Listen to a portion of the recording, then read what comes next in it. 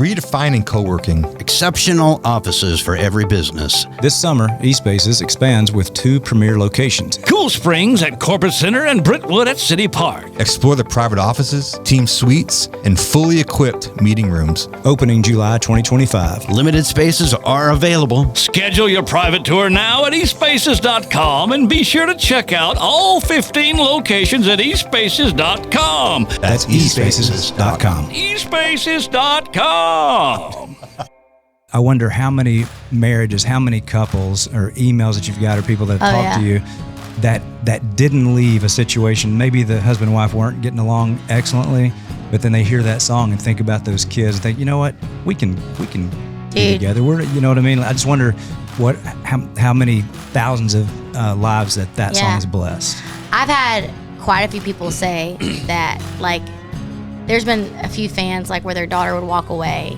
and the mom would come up to me and she said, I stuck it out in my marriage because of your song and because of that little girl right there. And I'm just like, ugh. Like the songwriters that like don't write with you unless you have a single coming out or unless you have a record deal. And dude, I as right now, like, I didn't have a record deal for 5 years. I was independent, working my ass off, selling tickets. Like I said, I freaking bought my own bus by the grace of God and my father. But like, do you think that they wanted to write with me? Absolutely not. They didn't give a shit about me. And then now that I'm signed to Big Machine again, it's like, no, oh, you want to write? I'm not doing the unicorn thing. Yes, you are. No, I'm not. Come It's demonic as shit. I'm not doing it. It's demonic. What about a unicorn's demonic? No horse has a horn going out of his face. It just doesn't happen. Neil. Listen, I will say when things are demonic, and I think you're a little crazy. No, right? I'm not doing it. The Try That in a Small Town podcast begins now. Welcome back. This is the Try That in a Small Town podcast. As you can hear, that's thrash. That's K-Lo. TK right here. Fondue. Takai. Fondue. I guess there's t-shirts, so that's what it is. When are you going to bring those in so we can wear them? I know. I should have brought them. That's the only merch we have. We could sign them and maybe start selling those. You know, just once, I want to see the Kurt that I see on stage sometimes. What does that mean? Dude, I've seen videos of you at the edge of the stage, just rocking, and you're looking at and you're pointing and fire coming from and your you come in here, it's Kurt, and it's like I want to see the fire. I'll tell you what. This is like Clark Kent. I don't want to see it. I saw some passion the other night. What happened? Can I tell them the story? I don't know. What? So shirt on or off? Shirt on. Okay. Maybe last weekend. Oh, God. I can't remember where we were, but this is what I actually embarrassing. No, this is what I love about our band, and this is what I love about it.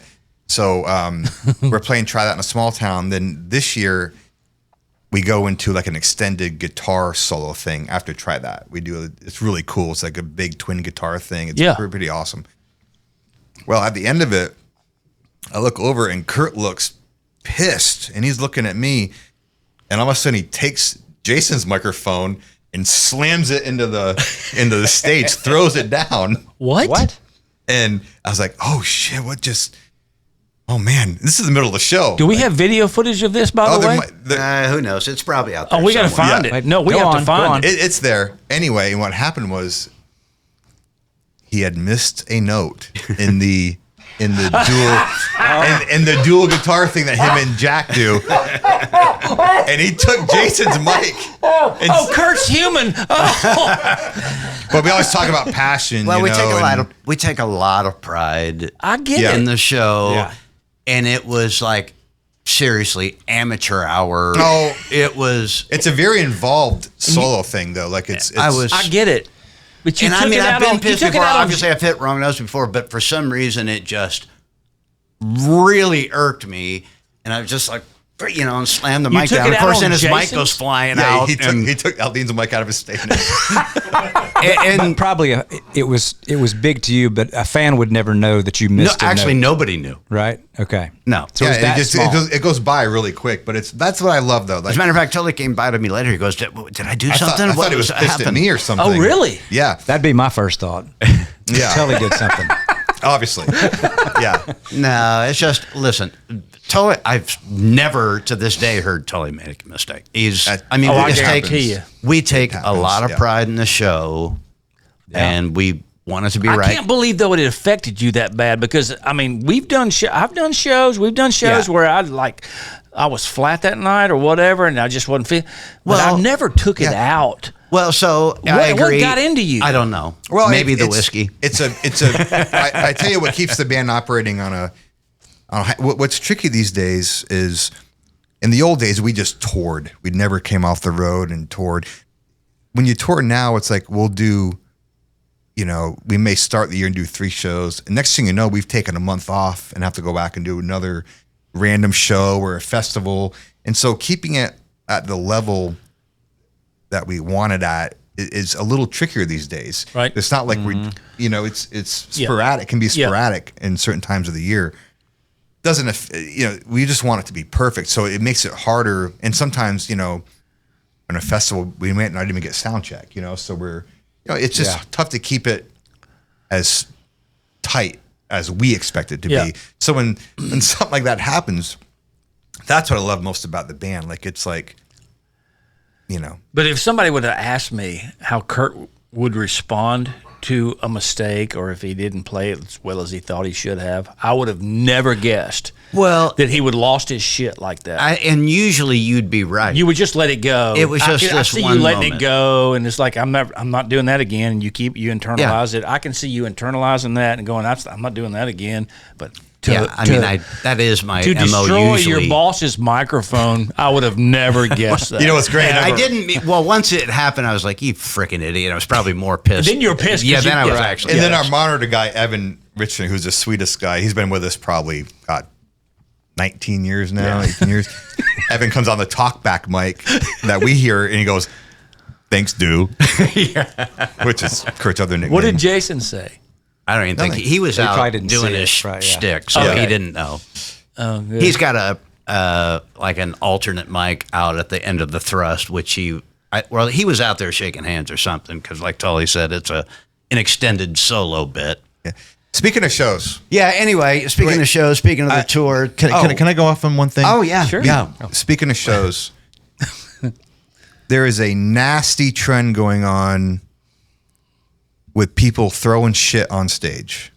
Yeah, and not just ours. I see it not everywhere. just ours. I mean, we had. What are they throwing? I mean, what is okay? it? For example, we were in Canada a couple weeks ago, and towards the end of the show, we're playing, and all of a sudden, I saw like a shadow of something, and feel something skim the top of my head, and look down. Somebody hurled a cell phone. Like a baseball, just about took me out, and then threw another one at Jack, and which makes no sense to me. Throwing your cell phones. It's one of those Obama phones, you think? Look. This is a serious issue. No, I know. I'm sorry. I'm actually getting a little bit fed up. Apologize.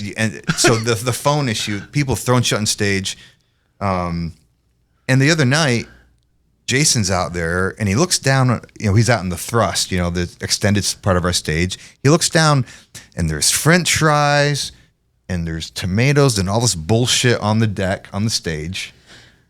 And Luke Bryan was playing in, was it South Dakota or North Dakota a few nights ago? Someone threw a ball at him. Yeah, I actually see it happen in a lot of concerts. I don't know what's going on. Wow. But it's stupid. We're out there. This is our job, taking it very seriously. And our fans, we love our fans. They're amazing. It only takes a couple of them to. I don't think it's the true fans. I think it's the same people that are hiring these protesters to go out and burn shit. The point they're is, hiring them to go to these shows and throw them to people. I don't like Jason. I don't know, but it's becoming a trend in like all shows where we're out there performing for you, and we make these stages so that Jason can get out there in the middle of the crowd. Yeah. So it's I'm not sure what's happening. It's not cool. No. Because we're out there, and you got to remember the other night when we were up there, like my first thought was like, are we getting shot at again? Seriously. Well, yeah, I mean, you're what people was don't that? realize how vulnerable you are up there. Oh Yeah. my gosh. And it's just not cool. We love our fans, and I will say the Alvin fans, I say they're the greatest. Like I'm not talking about our core fans, but there's some issues that does not exist for your playground. And there's a respect factor there that we seem to have lost. And me and Kurt went to the Oasis show in Cardiff. Amazing night. There was 80,000 people there. Kids crammed into the front row. And not once did anyone throw anything on stage or do anything. Look, this is a here problem. This is, I don't know if it's our genre or like our country. There's a lack of respect going on for the performers. Like, I don't know what it is. I don't know if social media is giving them a freedom of feeling that they're actually closer to the artists than they are. Yeah. I'm not sure what it is, but it's called alcohol. But we never. Well, we've always had that. We've been on the road though for 30 it. years. Like, and in this, I've never seen anything like. Occasionally, we would have a stage jumper. Yeah. Like back in the day, there'd always be someone somewhere who would try to hop up on stage, and our security guy would get them. But this throwing stuff, and man, it's becoming a thing. Yeah, it's like it used to be maybe a hat or a bra, which is fine. Yeah. But now it's like people. I don't even know why you'd throw your phone, or the Zen can. It's like insane stuff that could. Yeah, actually hurt you. Yeah. It's. Let me know what you guys think it is, but it's for the. And like I said, 99.9% of our fans are just there to have a good time. Only takes one to ruin it. That's a fact. Right. Before next thing you know, there's no thrust and there's fences and we're 7 feet back, like it used to be. Yep. Yeah. Where you can't. Where it's and just Luke Bryan. I felt bad for him. I saw that the other night and hit him right in the face. Really? Yeah, hit him right in the face. What was it? It was a ball of some sort. Really? And you could tell, if you're trying to antagonize our artist, you're going about this the wrong way. Yeah, they're trying to get attention. Trying to get attention or get a reaction. You're just going to ruin it for everybody else. Well, pull an Axl Rose, man, and just dive off in there. Just dive. Just do a face dive right into their face. Hey, it's gonna happen. I just feel like lead with your bass. Just go straight down right at them, right in the throat. It's just disrespectful. Well, at a minimum, are they, when that happens, surely the security's seeing that because they got to be close enough. Are they getting thrown out and tackled? You got to remember. No, you got to remember though. No. If you're looking, well, they should be. That would help. Yeah, but it's hard to tell. It's packed in there, and it's hard to tell where it's coming from, and it happens quick. So I think if security sees it, they're getting. I would hire a guy specifically for that job to be videoing who could possibly reach us, and that would be their full-time gig. There's a separation here. There's a respect factor here. If he's going to go out there and put himself out there, give him the respect of, look, don't throw shit. The stage is not your desk. Don't rest your phone and your drinks and your crap on there. Don't grab at our legs. Don't pull us down. Or we're going to be up there just far away. Maybe that dude doesn't like our podcast. Maybe that was like Amazing DV. It could have been him. No, he loves it. Amazing DV loves our podcast. It wasn't Ed. No, he would. No, you weren't there. He would only throw it if you were there. But they didn't. My point is they didn't throw the phone at Jason. They threw it at Tully, and I'm like, it could be like one of our people that one of our haters. They don't like where we're going, or something. It could be, and that's a good thing, Tully. We got to have haters for our podcast. We got them, believe me. Yeah, but it is. I mean, you got to think about that. If you're up there, when you're focused on what you're playing too, and what's next and where are you and we've seen Jason have the bob and weave around. You don't want to be looking up and be distracted by. I hope nobody throws something at us tonight. Well, trust me, you don't gotta keep you on edge. It would keep you on edge. We got to get to Ray. We're cutting into our time. That's fantastic. Oh, this is great. We got to talk about our guest tonight. Okay. RaeLynn, who's out on tour with us. She's the opening act. She's a spark plug. She's fantastic. She's an incredible performer, artist, writer. She's just a lot of fun. You guys have not met her before, right? No. I'm looking forward to it. I've done research, listened to a lot of her songs and everything like that. I have a huge respect for her and just very anxious to meet her and talk. Yeah, she's great. And we'll talk about her husband a little bit too, who I know you've gotten to meet a little bit. Josh. But he's amazing, and they're amazing together, and great heart, great couple. What's his name? Josh. And he may be tougher than us. It's possible. Hey, he may have thrown the phone. No. Definitely not him. No. Definitely not him. Green Berets don't throw phones. All he wanted was a selfie. Well, yeah. Let's not wait any longer. Let's get to Ray. All right, let's start off with the fact that how old are you and how old is your child? Hold on, who's doing the interviewing here? Let her in. Wait, I'm kind of like this is the fantastic. RaeLynn That's what I'm podcast. saying. I'm just curious. Are we on, Jim? I'm rolling. Oh, good. Jim is rolling. Jim, can I call you Jimmy because I The love cold calling open, you I Jimmy. love it. So go, Ray. Yeah. What do you got to ask? So, how old are you and how old is your child? Because Wow, I'm really intrigued. And how old is your wife? Tell me your life story. Let's just jump right into it. My wife's going to love this topic. Okay. What's your wife's name? Rachel. Oh, that's my real name. I know. My name is RaeLynn. My maiden name was Woodward, but That's your government name? Yep. no, my government name now is Davis. I've been married for 10 years. But when you were born. When I was born, Woodward, yeah. Okay. Well, then you went to RaeLynn because you wanted. Wait. Back on. He's deflecting. Wait a minute. I know he is. He's No, defiant. you- How old are you and how old is your child? Let's go. I'm 57. Okay. So it's a normal and kid rearing age, I think. I'm going to start calling you Mick Jagger. Baby Lucy is about 18 months. Okay. Yeah. Oh. So, and we took her to preschool to meet her teacher this morning, Okay. which didn't go well because she's had several nannies, and the last, which is Emma, which is Neil's daughter, is amazing, and they just She love like- each other. yeah. And they're at home and they're playing, they're doing all this stuff and laughing, listening to music and coloring and everything. Anyway, we took her into preschool this morning. She screamed the whole time. We think it's because she thought she's going to the doctor. Yeah. That's probably what it was. But we didn't drop her off. We just kind of. But how old is Rachel? Yeah, and so we. So Lucy's 18 months, and we're just doing great. And how old's Rachel? Yes, I think that's a great question, Kurt. No, I think she's 33ish. Hell yeah. Come on. Yeah. Congratulations, No, man. Thank you. Yeah. Kalo did good. Hey, I'm proud of you. Well, thank you you. must have a great sense of humor. Well, I don't know. You know? We'll see. He's got the We'll best see. sense of humor. Hold on, why are you That's saying he must have a amazing. great sense of humor? That's his most redeeming quality. Oh, good follow-up, Kurt. Yeah. Like that's the only thing possible it could be. No, Wow. I'm just kidding with you. That's amazing. Well, Rachel sounds like a nice lady. We obviously amazing. share the same name. So Well, let's that's get cool. back to Ray. I do feel like we're on her podcast. I know, maybe you No, should. I just think it's hilarious. I just had to know. I had to know the backstory on this. This is great. Only men could do that shit, though. It's like straight up, like Well, you know, women could do we could. it. It just doesn't ever get taken the same way. Yeah, but but that's okay. we're never going to That's ask okay. them how old they are. How old are you?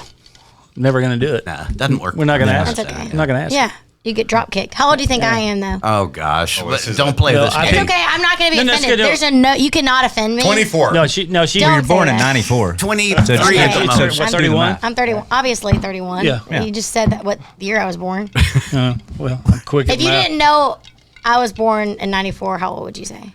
It's okay. I look like I'm in my 30s, don't I? No. 20s. No, that's What's wrong with that? Come on. I'm actually, I love my 30s so far. Mm-hmm. I wouldn't go back to my 20s to save my life. We met you when you were 19. 19. Oh Yeah. my gosh, are you That's, serious? that's how Child. old we are. But it's so awesome. You're on tour with us now. Yes. And I got to tell you, you probably don't realize this, but very rarely do we hang out with the opening act. This is true. This is actually very true. It's actually true. And to all our other opening acts, this is no secret. It feels like we've been on tour together for like it's so fun. Oh, It's such a good hang, and yeah. Did you know Jason and Brittany or Brittany before this tour? Yeah, so the first time I met Jason, I was I think I was like 19, and I was at some after party. It was after some CMT event. I was just off The Voice, and I was at this party with Blake Shelton, and obviously it's my first time hanging out with any huge country stars. And Blake was like, "Hey, just find me in a room if you like, because I'm like I will talk to everybody, and so I just kind of get lost in my own little world." And he knew that would be the case with me, and so. But I met Luke for the first time that night, and he was so precious. I met Ryan Tedder, and then I met Jason, and Jason was as kind could be, and that was the first time I met him. And I mean, I was just like, I could not believe that I was in that room. It was wild. But you too, though, you have this personality about you. Like we talked about it briefly. My son came out on the road last weekend, And the picture of you and him is now a screensaver on his phone. So it's like this personality, and it feels so amazing to have you out. You got a great crew of people. Thank you. Just one of those rare times where like, let's hang out with the opening act.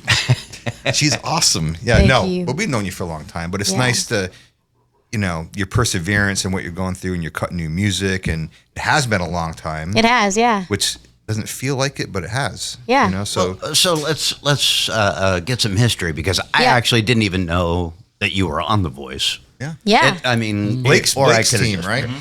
Yeah, so I was on season 2. I'm an original gangster on The Voice, huh? What year was that? That was, 2012. Wow. So, because right after, I was coming back and forth to Nashville in 2011, kind of getting my, feet wet, writing music here. My first meeting in town was BMI, and then I went and met with ASCAP, and then I went and signed with ASCAP. And then my girl at ASCAP was a girl named Leanne Phelan. Yeah. And Leanne started setting me up with rights, and my first writing session was with, so backstory a little more than that is before I did music, I actually was like doing the acting thing. And so I was going, cool. I graduated at 16. I knew that college was not for me, but my dad was like, hey, you can try this for a couple years, but you got to go to college by the age of 19 if something doesn't work out. And I was like, okay, I can do this. And so I was going to LA to do like some auditions and stuff. And I grew up in a really musical family, but I think I didn't want to do music because I wanted to do my own thing. And I was like, okay, I know already how to do music. That's so funny because I really didn't know how to do music. But in my brain, I was like, my whole family does music. I want my thing to be acting. Well, I quickly realized LA was not my scene, and the acting nobody wanted to help each other out. Like I would be in these auditions and I felt like the country bumpkin in the room, and I was trying to get rid of my accent to be this person that I'm not. And I'm like, and then like, I'm like, oh, where are you from? How are you? And these like chicks would just like look at me, and their moms were just so mean. I was like, this sucks. Yeah, this is bullshit. It is. Two different worlds. Very cutthroat. And so while I was in, going back and forth to California from Texas, I just started writing songs, and at my, just in my off time, and I signed up for this open mic night on Ventura Boulevard. And it's just so funny because I wasn't even there for a year. I was just going back and forth for auditions. And this woman, I always prayed every morning when I was praying to God. I was like, God, I pray that you would, give me divine appointments and divine connections and open doors in any situation. Like, I pray that you would just go before me. And I played at this little local coffee shop thing to get a free music video. And I was like, yeah, I want a free music video. I'm sorry, I don't know if I can say that word. Okay. But like, I was like, I want a free music video. Right after I just said I was praying God. This woman was there. And by the way, people approach you all the time when you do music. They're like, oh, I'll cut, 5 tracks on you, $6,000 a track. And you're like, yeah, hell yeah, $6,000 Who would ever do that? Bastards. And it's like, you don't really know like what you're getting into. And so, but this woman came up to me after I got done playing an original song, and I sang like Ingrid Michaelson, I forgot, The Way I Am or something like that. And she was like, I think you're really talented. Would you come by my office, my home office? I used to work for Warner Chappell. My name is Judy Stakey. Mm-hmm. And I was like, I don't know if I believe this chick, but okay. And then I looked her up and I was like, oh, wait, she actually worked with like Katy Perry and Sheryl Crow. And she was the head of creative over at Warner Chappell, LA for a really long time. And so I went with her I went over to her house, and she was like, I really do think that you have a gift for songwriting. And I was like, okay, well, that sounds cool. And so she was like, let's do a guitar vocal of the song that I wrote called Baby That's My Type. It was the first song I ever wrote. And she said, let's do a guitar vocal. I want to send it to some friends in Nashville, and let's see if they want to write with you. And I was like, okay. And so it was just a little guitar vocal we did on GarageBand. And she said, by the way, when I send this, you'll be lucky if one person wants to write with you. I was like, okay, like, you can't hurt my feelings, like, whatever. So she sent it out to 12 different people, and all 12 wanted to write with me. And she was like, oh, okay, this is like, we've got something special here. And I was 17 at the time. And, I just turned 17. And so she was the one that set up the meeting with BMI and set up the meeting with ASCAP ASCAP. And then we quickly realized that ASCAP was the move. But my first writing sessions in Nashville were with Natalie Hemby, Nicole Gallion and April Jesberet, Brad Tersey before he was in Old Dominion. I'm trying to think who else. Like, there was just so many legends that I was in the room with. I mean, when I wrote with Natalie Hemby, I was like freaking out. I was like shaking in the room because she wrote White Liar. And like, she's so great. Oh, and she's just sweet as sugar and like so kind. And but that's kind of what started for me. And so when I was here in Nashville, I was going back. So I moved back to Texas, where I wasn't really like gone from Texas. I was going back and forth to LA. I came back home, and then I started going back and forth to Nashville. And then they were having auditions in Nashville for The Voice. And then that's how I auditioned for The Voice, was when I was here one time. Where did you finish? Because you didn't win. Oh, no, I didn't. With quarterfinals? Yeah. I was at, so that was when, so I think season 4 is when they started making it where it didn't matter what team you were on. Like, if you were the top 8, 4 people could be from Blake's team, and then, but on season 2, they had 1 person from each team.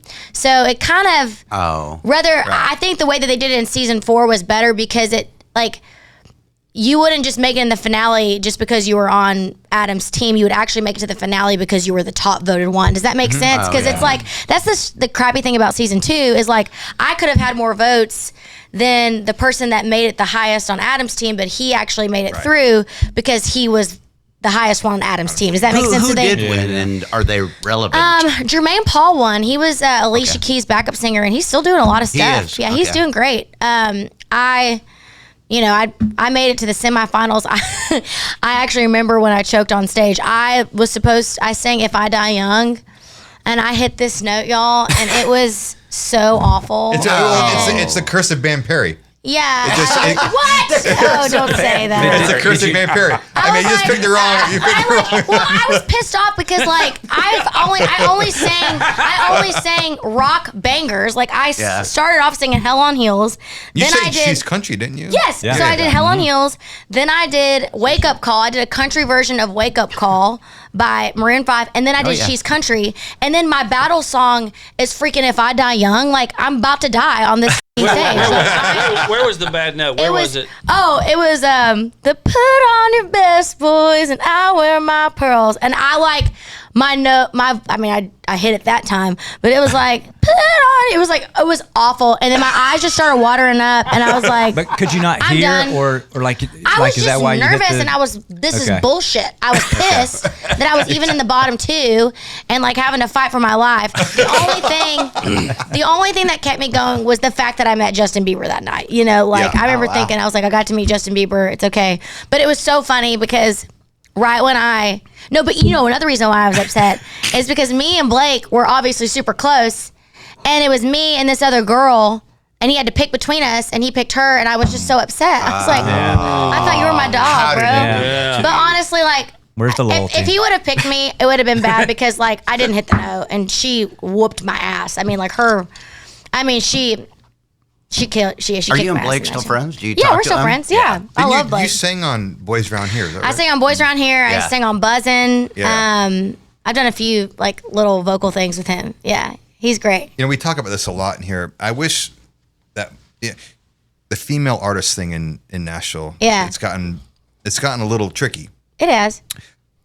We talk about though. You got this cool edge to you that I think will make you continue to cut through though. I love that. Like, your show's great, energy, you're bringing it. It's really, really fun. Yeah, you're right. We have talked about it. I've been a big critic of the female. I'd love to get Ray's take on this, because like a bunch of guys' take is that there are a lot of females that don't have a true identity. They might just be singers. I think there's more girls that have an unidentifiable sound than there are boys, but I think you definitely have an identifiable sound. But yes, I would say Ray's a true artist. She fits in that category. But for sure. What is your take on the disparity between female? Because you pulled it up something, Neil. It was like 8%. I forget what it was, but it was something very low. 8 was right. Yeah. So I think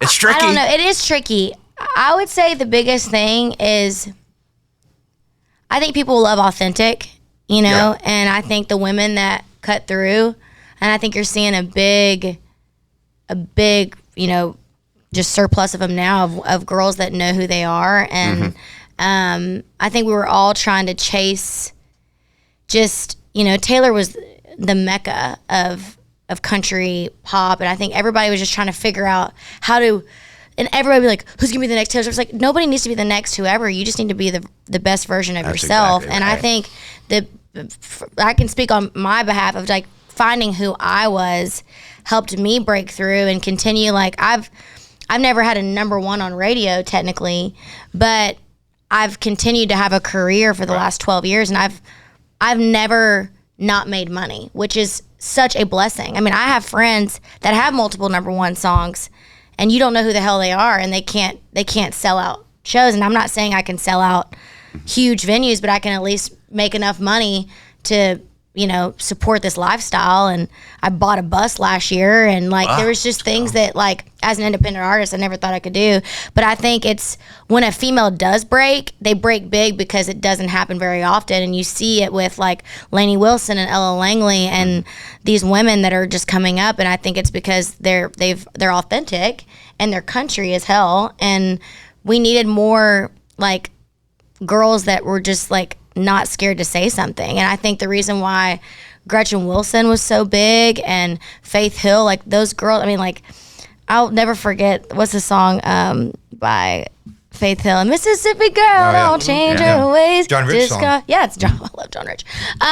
But you know, they were just normal girl next door chicks, and I feel like that you're seeing that. And I think for guys, like there's so many. I mean, I'm not a dude, but a lot of them, and I think the reason why Jason is still so big is because his voice is so unique and he cuts through and his music sounds like Jason. And I think a lot of the guys, they can tend to sound alike, but that kind of works for them because then all of radio, it's like, it makes sense. Does that make sense? Well, like it fits that mold, right? As much of a problem as we have with females right now, as far as getting female headliners, we have the same problem with the male acts of saturation. Of it sounding the same, because it's like it's another guy with a hat turned backwards who I, you know, named Brett, who I can't, you know, tell apart. Yeah. And they may be, like you said, they might have like, 2 number one hits, but like who's going to like see their shows? I think, and I think that's the difference between like building a fan base and like, I mean, after every show, I'm out there shaking hands, kissing babies. Yeah. Like, I love my fans. Like, I don't care. And I even said this, like, when I was on the road, and I think after I had, I used to get in my head about how many people would come to my shows until I had my daughter. And because after I had her, I had a whole new identity about life. I was just like, if this all went to hell and I never put out another song or did another show, I don't give a shit. I love being a mom. I love being a wife. I'm so happy. Your perspective changes. My perspective of life changed. So when I went out on the road and I had an actual agent who was actually making me money, like when I was playing, you know, some clubs that were like 400, 500 people. So when people like, I remember one show, it was 80 people that showed up. And this was about a year and a half ago. But if that would have been me like 8 years ago, I'd have been like, oh my God, nobody hates me. But I like went out there and I was like, well, these 80 will tell hopefully 80 more. Yeah. And I went out there and it was the best show ever. And we did our big, like we had a huge merch number because everybody there bought like 2 or 3 things. It was just like, people don't want to do the work for the small to gain the big. And I think with any artist, you have to do the work. And then like, and then it was so funny because that show was a week before, and then we played Spokane, and I sold it. It was 1,500 tickets, and we sold out the little because I'd been there like 6 times. So it's just like you've got to put in the work, but it's just nobody wants to do that anymore. And and there's something about that. What they want to do now is you brought up a great point, you know, but you get that because like when we were starting with Jason and Hicktown was at 40, and we're out there playing 1,000 shows a year. You hit a pocket. I remember playing a club where there's 20 people there. Yeah. But that mentality you have is important. Like, well, those 20 people are going to get their faces melted. Yeah. You know what I mean? And then you might do 500 the next night. But that's the magic time. Yep. When you know you're on the cusp of something. Yes. You know, which you definitely are. I mean, we see you, like, I'll be walking back and I'll see you outside your bus doing like a little meet and greet, or you're meeting, you're shaking hands. It feels like you're meeting everybody, which is amazing. Like, you can't do that enough. You know? And I think that just having respect for people and caring about the people that care about you, you can never overserve your fans and the people that do that for you. I get irritated at artists that treat their fans like the scum of the earth, because I'm like, bro, you wouldn't be here if it wasn't for them. Yeah. You wouldn't have a career. You wouldn't be on that bus. You wouldn't. Now, I understand respect, like, absolutely, but we wouldn't be here without fans. And country music fans are the best fans in the whole world. Who are we talking about here? I don't know. Well, you know what though? They are loyal. Like, if you put the work in to this market and you stay true, they'll never forget you. They will. You can have a 30-year career. Yes. Like you said it. Like, you don't have to be the biggest star in country music to carve out a wonderful career. Yeah, and a wonderful lane. And it's great. And and the fans are the reason why I feel like I call it the second wind. Like this, I feel like this last year and a half for me has felt like a resurgence of just my vision for music and the record, and being back on Big Machine after I was there when I was, 18, and being back with Scotty B and my whole team, and like as a mom and as somebody who's in the driver's seat of my life and career on my terms, it just feels so great. And then to be out with you guys and Jason giving me the opportunity to open up for him without really we're about to go to radio, we're gearing up for country radio again, but it really does mean the world to me. Well, it's connecting though too. Yeah. Like, none of that goes unnoticed too, with the way that we watch your show and the energy, and love your guys. They're so sweet. It's great, and it's like I said, it's a blast for us to like hang out with you guys and like have a good time. It's how it's supposed to be. Well, speaking of that, since you're able to witness firsthand quite a bit, when you're out on the road with Aldine and these guys, who is the most prima donna-ish? Is it Jason or is it these two? It's definitely who them needs two. them? That's for sure. That's what we thought, but we weren't 100% sure. Thank you for clearing this up for the listeners. Absolutely. Thanks, Halo. There's never been a question on that. Yeah. No, you heard it here. You heard it here. Well, what's your second favorite tour to be on? We know what the first one is. Oh my gosh. There's been favorite moments for each of them. I would say probably my first tour, because it was with Miranda. Yeah. I grew up on Miranda's music. I remember recording the CMT countdown so I could watch Me and Charlie Talking. Her it's great. First single. And she was the first record I bought with my own money. And I still get goosebumps thinking about the fact that being on her tour, not only as a fan, but then she took me in as a sister. That was a real wild time for me, especially I don't think every artist gets that kind of experience that quick. And between her and Blake, they both really helped me figure out Nashville and put me in just really great rooms with really great people. But that tour was really fun. It was a co-headlining tour with her and Dierks Bentley, and then which was so much fun. And then I went out with her for a while, and then I ended up doing direct support for her for some arenas, which was really sick. So that was a cool moment. And then I went out with so the tour that we're doing right now, a lot of those venues I played with Rascal Flatts 10 years ago. Oh wow! So it was so funny. All the fans that came up to me, they're like, "Look at this photo from 10 years ago." I was like, "Oh my god, man! Thank you for Botox and lip filler." I'm just kidding. But we're thinking about that. Yeah, you should. You should do it. My favorite part is when fans are like, "You don't even look the same." I'm like, "Bitch, that's the point." Okay, I don't know. Do you think that I don't know? I didn't want lizard lips anymore. Anyways, but I hate it when they think that that's them being whatever. Anyways, it's so funny. But no, Flats was fun. I'm trying to think of some other fun tours. I got to open up for Garth Brooks for a show. That was a crazy experience. It was just acoustic, which I thought was cool. He only had openers, just them and a guitar, and that was just a cool experience. Did he make you wear a headset mic?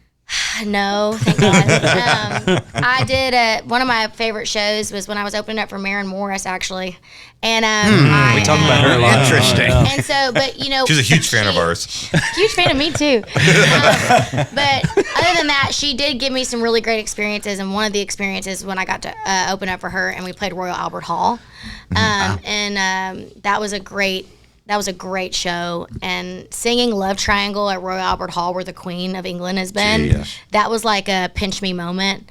I'm trying to think of some and another moment on stage I'll never forget is right after I got fired off The Voice when Blake didn't choose me or whatever. I was obviously upset and I was crying, and Miranda calls me and she's like, "Hey, stop crying, everything's good." She's like, "Do you want to come out next week and sing with me at Stagecoach?" And I was like, "What Stagecoach?" I had no idea what Stagecoach was. And I was like, "Okay." And so then literally I went home for 2 days, and then I flew out, and not even a week and a half after being eliminated off The Voice, I got to play in front of 60, 70,000 people when we did my version of Wake Up Call at Stagecoach, which was wild. Take that, Blake. I know. You talk about Miranda. I gotta talk to her about her real quick, because it's funny you mentioned Miranda, because you remind me of Miranda. I'm gonna go get a refill while you talk about Miranda. I mean, I thought hold you on. said, Let's wait. We'll take a break. I thought you said Maren Moore. Sorry. Oh, go ahead. no. Continue. No, we wouldn't. The Miranda thing.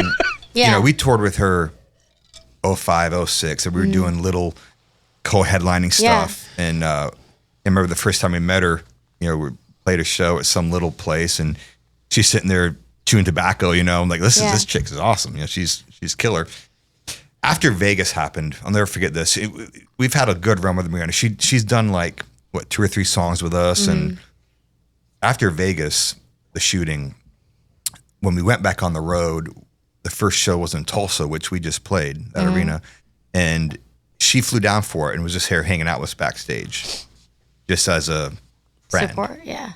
And it took time out of her schedule, and flew down there. Will always mean so much to us. But that's the kind of person she is. Yeah, she is. 100% is, and it sounds like she was a mentor and a confidant to you, and it got me thinking. It's like Aldean's got a lot of friends in the business, but Luke probably is his really close friend, Luke Bryan. Do you have somebody like that, or is the women, are they a little too catty for that? No, I think the whole women catty thing. First of all, I've just never let that get to me. Yeah. If you don't like me, I don't give a shit. I'm too exhausted to care. Yeah. I know some girls when somebody tries it, I just don't give a shit. I don't, and it's literally and maybe it's because I really have lived in my own bubble a little bit. I mean, I got married at 21. I've always been just all about family and kind of just keeping my mind in a good spot. And don't get me wrong, there's been times when I've been insecure about certain relationships, especially with women. But as you get older, especially I'm just we're all too old to be catty, and it's and if you don't like me, I'm okay with it. And if you said something behind my back, it was behind my back, so I really don't need to know about it. That's just how I feel. And but I will say, for the most part, I feel like everybody, the ones that are that way, nobody wants to be around them. But the good ones, Lainey Wilson's been a friend of mine for a long time. She's so kind. Ella's so sweet. I'm not really close to Ella. I met her for the first time at the Opry. Before Look Like You Love Me blew up, but she was the kindest of kind. And Miranda even too, because I was friends with them when her and Blake were married, and even through their split, she was still so kind to me. And I didn't really know how that would be, because I think that was hard for everybody. But they both really did. When I look at my first 5 and 6 years of being in Nashville, they helped me so much. And Miranda was such a mentor. I mean, we wrote songs together. We were on tour together for so long. And so was Blake. I mean, Blake and he's still, if I called him right now, I know he would be there for me. And he's always cared about what song's coming out. And now he just wants photos of Daisy. He loves Daisy.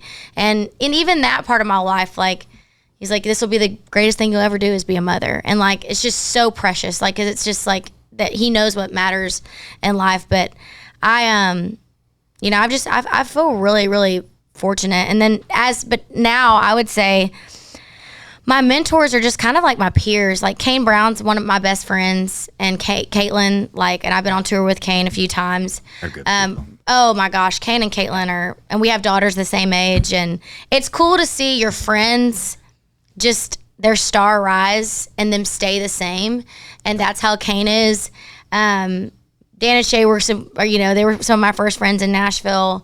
I'm trying to think of who else. I mean, I've just had so many like friends that have just like taken off. And even John Party, they're my neighbors too, John and Summer. But even Brittany was me and Brittany got close. Probably like it was right when Josh went off to the military, my husband, and then I started hanging out with her and Jason, and obviously Jason's close with Kane, so it was just a really fun like girl, hang with me, Caitlin, and Britt. But just I think that's one thing that we can all say about country music is when you find your people, you find them and you stick with them. And I think this industry just goes to show that. And it's like this tour, like, I know that I probably wouldn't have had this opportunity if I didn't have the relationship that I had with Jason and Britt. And obviously they know that I'm a great artist and there's music that I have that's great, but I think it's mainly because we have a good relationship and they know that I'm going to put the work in and be easy to work with as well. So I think it's kind of unique a little bit to the music industry, like you're talking about. Like if people have number ones, like we do compete, but it's mainly with ourselves. And yes. Like, can we write a better song and things like that? But whether it's artists or songwriters, if these guys have a number one and Neil and I don't, are we mad? You damn yes, right. We are. No, but we're excited for them. Do you want to be on it? Yes, but you're excited for them because you know how it feels or whoever it is. And so we root against no one, which is kind of unique. I don't think that's always the same. Like if I were a realtor, do all the realtors pull for each other? I don't know. No. Maybe not, because they're individuals. We're individuals, but we still pull for each other. And if anybody does root against anybody, they don't last. Like think about I think about the songwriters, and I'm not going to name any.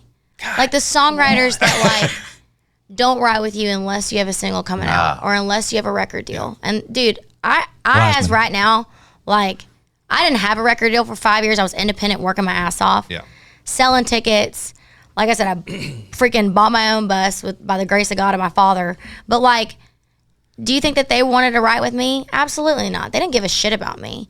And then now that I'm signed to Big Machine again, it's like, no, oh, you want to write? Right. Oh, it's like, you. Oh. And like, and listen, I will write with whatever, but it's like the people that were there for me through that season of being independent and like stood by me, like those are the people I want to be with and who helped me create this sound. Like, so I wrote this record with a guy named, I don't know if you know of a band called Under Oath, but they're a huge like screamo rock band. Actually the first time I went to an Under Oath show with some kids from youth group when I was like, I told this to Aaron, he was so upset. But I was like 11, and of course they're all like, mosh pit, and I'm like, I'm in like my cowgirl boots and my sundress, and I'm like, this is weird, but cool, I'm glad to be here.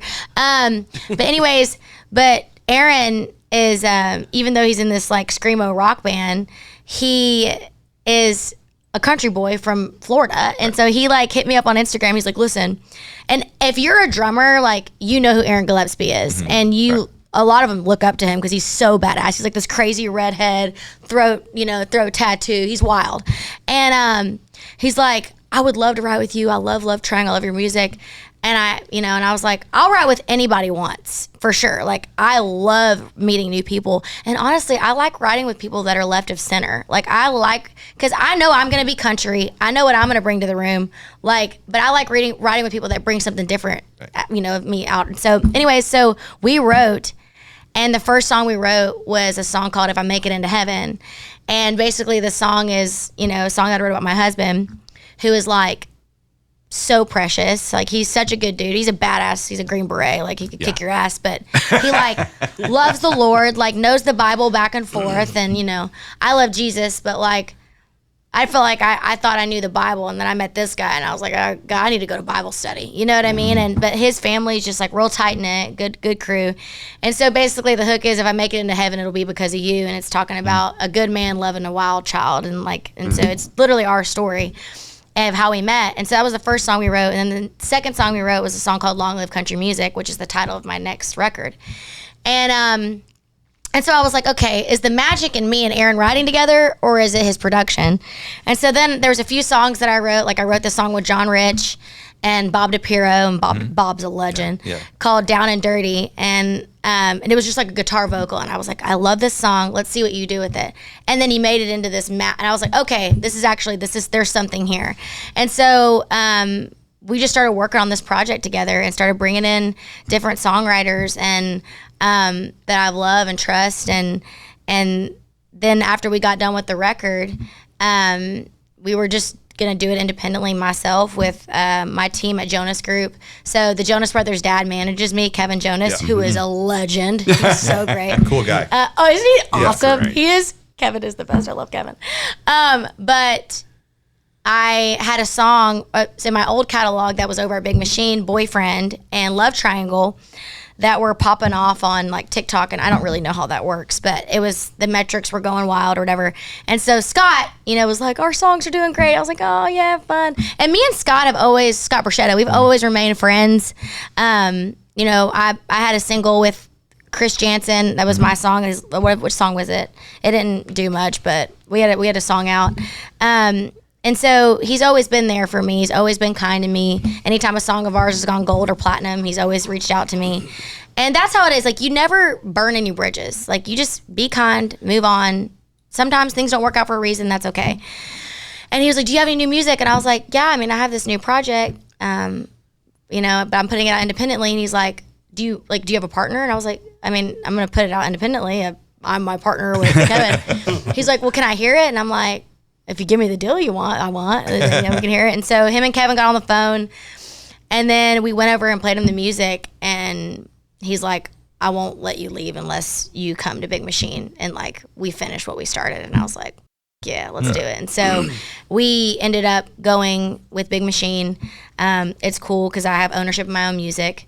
And then obviously I have catalog over there too, but it really did start with, me believing in what me and Aaron were creating. And I think the reason why it was so good is we didn't have anybody telling us what it should sound like or what it should be like. Well, you weren't thinking about the box. That's the thing. Like, sometimes, like, you gotta, when you have that freedom of thinking and creativity, you end up finding your fingerprint naturally. And that feels like, from talking with you over the last few weeks too, hanging out, like, feels like what you've done, and got to talk about your husband too. He's awesome. Oh, I love Josh. He's like, I miss him when he's not around. I'm like, where's Josh? Frightening and comforting. Very at large the same time. Very large human. I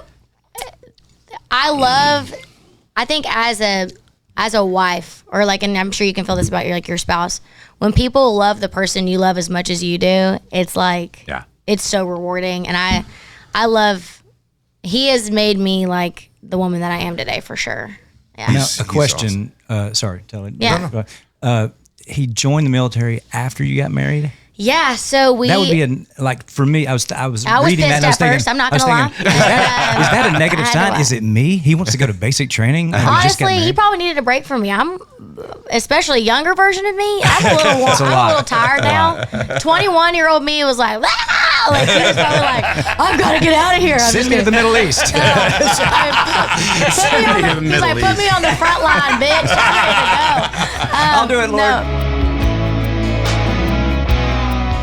My name is Glenn Story. I'm the founder and CEO of Patriot Mobile. And then we have 4 principles. First Amendment, Second Amendment, right to life, military and first responders. If you have a place to go, put your money, you always want to put it with somebody that's like-minded. Of course. I think that's the beauty of Patriot Mobile. We're a conservative alternative. Don't get fooled by other providers pretending to share your values or have the same coverage. Go to patriotmobile.com/smalltown to get a free month of service when you use the offer code SMALLTOWN or call 972-PATRIOT. You know what goes great with small town stories? Original Glory, America's beer right here. You know, I've been drinking this every songwriting session today. Man, that clean, crisp taste reminds me of summer nights on the back porch after a fresh mowed lawn. And they're just not making great beer. They're investing in America's small towns. Well, it's just like us. They believe in bringing communities together. Not only do they invest in communities, but a portion of each sale goes to the veterans and the first responders and all the heroes that protect us. For a limited time, you can become a member of the OG fam and invest in this beer at wefunder.com/original brands. Join our Original Glory family and help ignite that Original Glory spirit. I think it was always something that he wanted to do. It definitely was. He'll tell you that, and he needs to be on his own podcast. Josh is like, anything he puts his hand to, he's gonna do. And he got a full ride to Belmont, so he went to Belmont for baseball. And all of his records are still, when you go down like the baseball halls, like. Really? I didn't know that about him. Oh, of course he didn't tell you. He's like, of course he's a stud. He's a stud. Like their baseball team has sucked since they left. What he was position? a pitcher, and then he, I think one of the bases, maybe second base. I don't know. Like he did one of the bases. He did. It's either 1, 2, or 3. I'm not sure. I feel kind of hurt. He didn't confide in me that. Like I feel like we're so close. You just gotta give him time. He's like, you just gotta work with him a little bit. But he got a full ride, too, right? The big leagues too. He went after. So yeah, and Belmont. then after Belmont, he got drafted to like one of the farm teams for the Cubs, and he played with them for a few years, and then he threw out his arm. Same thing happened to me. Yeah, that was threw out his arm, and then he's always done like the finance thing, like stocks. I mean, it's way above my pay grade. I don't know how any of that shit works. And so he got his degree in business and stuff like that, and business management or financial management. And so he's worked for a company, and then he just wasn't feeling. I mean, when you know his backstory of getting a full ride in baseball and then playing for the Cubs, he just didn't feel fulfilled in an office, and I get that. And so he was like, I feel like I'm called to more, and he wanted to join the military and be a Green Beret. My brother's a Green Beret, and so he talked to my brother about it, and so he figured out when he was 26, he joined. We got married when he was he 24, about to be 25. So we were married for a little over a year, and then he joined and got through all the training, and I mean that was a wild time. Yeah. And so, but he never was officially deployed. He was about to be officially deployed, and then the world shut down, and then we got pregnant, and he decided that he was gonna get out. But it was about 6 years. Yeah. Wow. So thank you, Josh, for your service. That's amazing. Josh is the best. The other night we were talking about it, and I was telling him like we have so much respect for all the military. Yeah. But we have a lot of friends in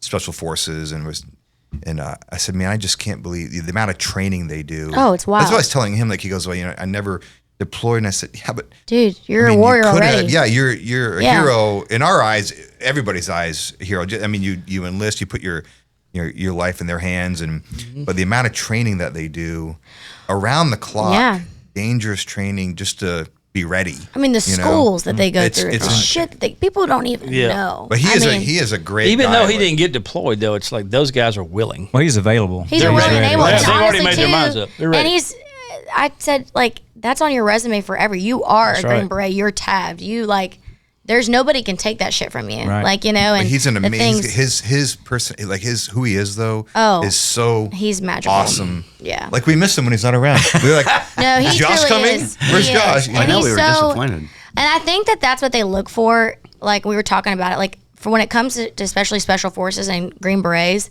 they're looking for a type of dude. They don't want the douche canoe that's, out there getting laid, blowing up shit. They want somebody that's just as mentally strong as they are physically strong. And they want dudes that have families, that are married, that like have a purpose outside of themselves and think very not selfishly, but very selfless. And, a lot of Green Berets have that same temperament that Josh has. I mean, so many people went through that training and only 70 graduated. Like 1,000 guys went through it. And you hear about the guys that don't make it, and it's the ones that, you think that they're physically strong, but they're not mentally strong. And I have so much respect for our men and women, especially the ones that, have had to go through that training. I mean, like, I'll never forget, I was on tour with Flats? Was it Flats? No, it was maybe Blake Shelton. It was Blake.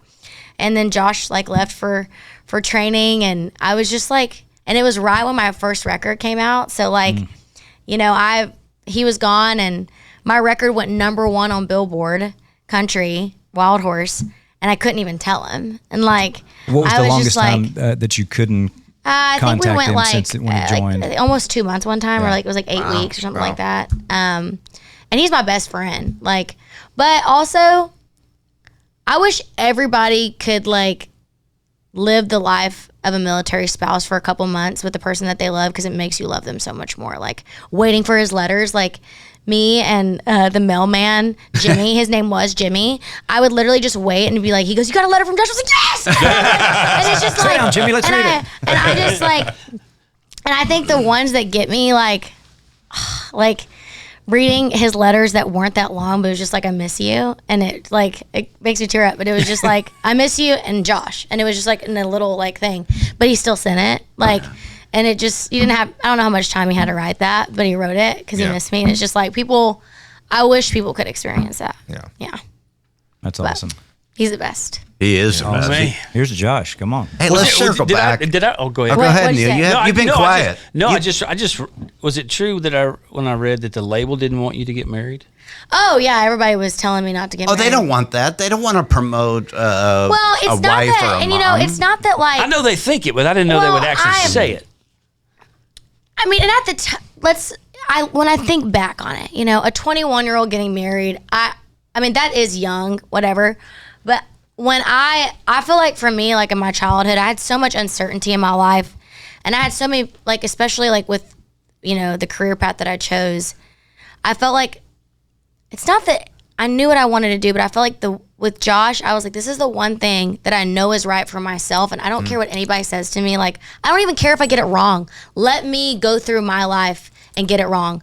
But what if I get it right? Like, and that's how I had that mindset. I was like, okay, if it doesn't work out, okay, but like, I know in this moment of my life right now, the way that I feel with Josh is a piece that I've never felt, and it's like a foundation that I've never had in my life. I mean, my parents were divorced growing up. Like, I like, and there was a lot of rockiness, and he was my steady, and I was like, I need something steady in my life. And if I didn't, and I say this, and I don't even think I ever said this out loud on a podcast, but like, if I didn't marry Josh at 21, I don't know who I would be today. It wouldn't be this person today. Yeah, it'd be a very different person, and not the person that God created me to be. And so yeah, I mean, yeah, it was definitely a rebel thing. I mean, they did not want me, and it's not that it was them giving advice to any new artists, like, whatever. Right, but but at the time, like, Thomas Rhett just got married, like, and obviously that was working out for him, and I was just like, I know this is my person, But yeah, I didn't really give a shit. I just did what I wanted to do. No, it was. It just shows you that record labels don't know everything. They don't. They don't. Newsflash. Breaking news here in the Try That podcast. I just want everybody out there to know. It's like, and at the end of the day, don't let like people that are running your career tell you how to run your personal life. Like, that's just wild. And I'm grateful I had that sense at 21, and thank God I had that God gut, and I have a relationship with the Lord, and I know when I have peace about something. But like, I do think of a lot of artists let, people that sit in a chair, like at a big label, tell them how to live their personal life, and they might have all these plaques on a wall, but they're sad as shit when they walk through their door and have to come home to real life, and they're depressed when they're not on a stage in front of fans getting that dose of dopamine every freaking night. I don't need that to be happy. No, you got to have a bigger purpose. You got to have a bigger purpose. Yeah. Like, I'm not saying that that's not awesome. Sure. Hell yeah, it's awesome. But you got to have a purpose outside of that, for sure. So. Hey, let's go back, because you've mentioned, first of all, the song Love Triangle like a few times. Yes. And you're talking about your childhood a little bit. Like, there might be people here that don't know your story. Yeah. Or, first of all, you're an incredible writer, and part of what sets you apart is that you can write these songs that are personal, emotional, and all that. So tell people about Love Triangle, because you hear it, you might think one thing, it's another. Yeah, so I wrote that song with Nicole Gallion and Jimmy Robbins, and I just moved to Nashville, and I think the biggest advice that Judy Stakey gave me as a songwriter is, I remember when I first started writing songs, I would try to fit this whole movie into 3 minutes, and when she broke it down to me like this, I was like, okay, and it changed my mindset on songwriting forever. She goes, how long is a song? And I said 3 minutes. And she said, how long is like an important scene in a movie? I was like, probably like 3 to 4 minutes. She's like, there is a different song for each part, for each scene, because every emotion, like one, if you got the whole, like, she's basically saying like let's say it's a sad part of a movie, they have a sad song in that part, it's a happy part, whatever. So she was like, you don't have to fit a whole, story in 3 minutes, just write the moment. And when she said write the moment or that feeling, it changed my perspective forever, because I was trying to make everything fit, like this whole story fit. And I was like, okay. And so growing up, I've always wanted to write a song about growing up in a divorced home and feeling that balance. And I never knew what the right way to approach it was. And so I had the title on my phone, Love Triangle. And at the time, like, I was writing a lot of sassy songs. I was like, oh, this is going to be about me, in a love triangle, maybe liking 2 different guys. I'm like, that's not my personality. Like, I've never done that in my life, like, And so we were going through titles or whatever, and I was having the toughest day with my parents that day. And I almost didn't show up to the ride, actually. And the only reason why I showed up is because they were my friends, and I knew that I could be myself. But if it would have been a new duo, I would have said no. And so I get in there, and I'm kind of just talking about my day, and I was like, you know what, I'm sick of feeling like I'm 19, I live 12 hours away, and how am I still in the middle of these 2, my 2 favorite people in the world. And I was like, but you know what, I want to write a fun song today, I don't want to be sad. And so I started going through my titles, and I said Love Triangle. And he was playing that, he was just playing that while we were singing, like every songwriter, they're just, dwiddling. And then we quickly were like, that's the song, like being stuck in a love triangle between your mom and your dad.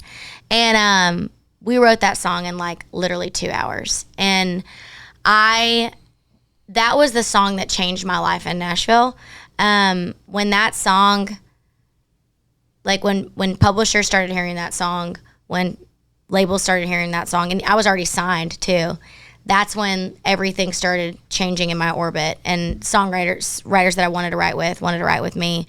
And I feel like that was the first song that I was really vulnerable, and I felt like kind of gave me that stake that, oh, I can write more than, the fun bubblegum. That was easy for me, but I had actually something to say. And I love Triangle because it was a slow burn, that song. Like it, right.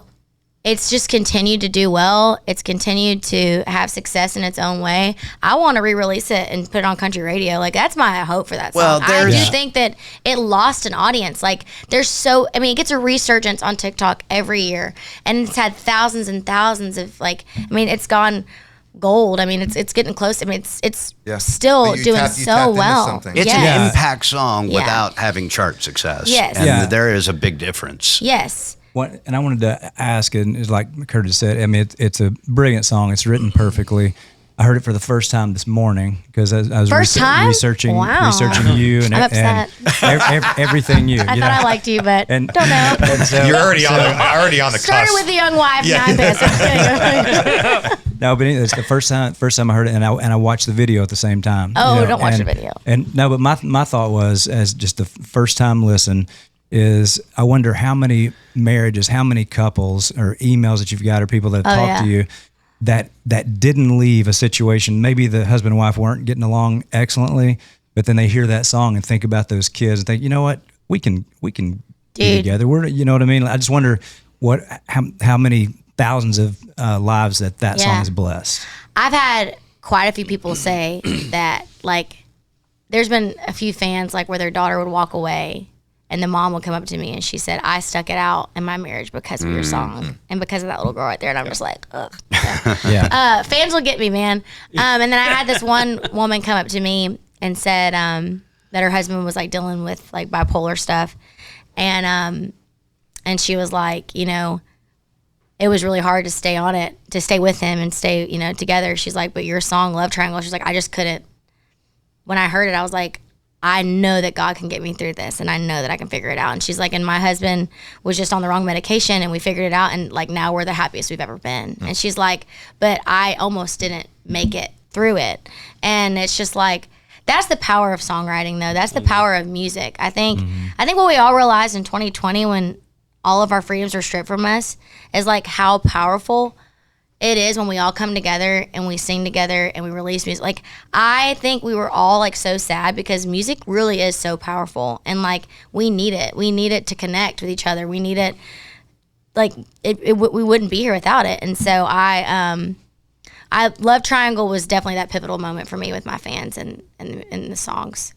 We can say as songwriters, and I can say this, and I know Kalo can, I know these two can.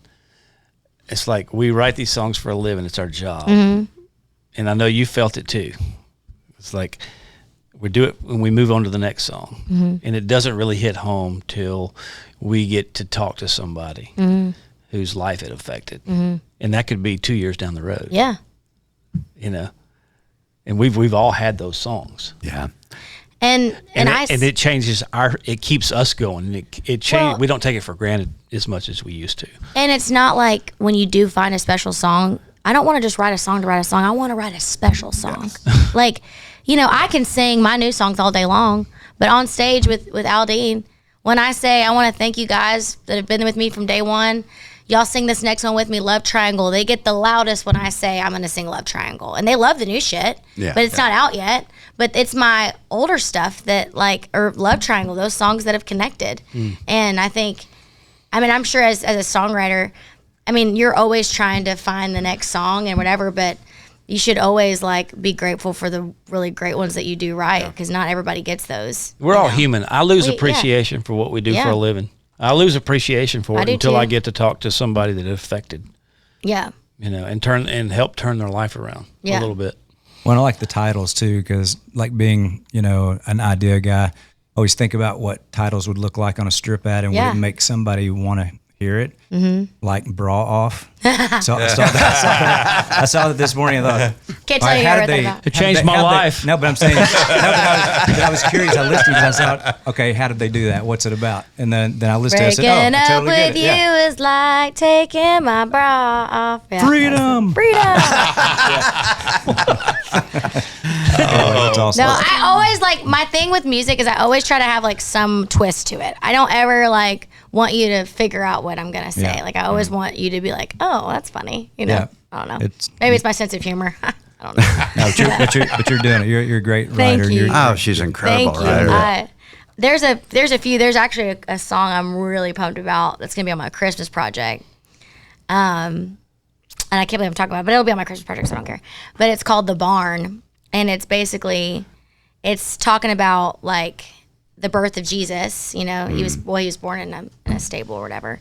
But it's basically talking about all these moments that you had at the barn, your first cigarette, your first kiss, your first this, your first that, the moments you talk to God, and relating that to Jesus being born in a barn and all the. It's one of the coolest songs ever. Awesome. It was but it's just it's my. We always say that our last song, but it's just watching a song come to life like that, and it's songwriting is so fun. It's putting a puzzle piece together and making it work and making you feel something.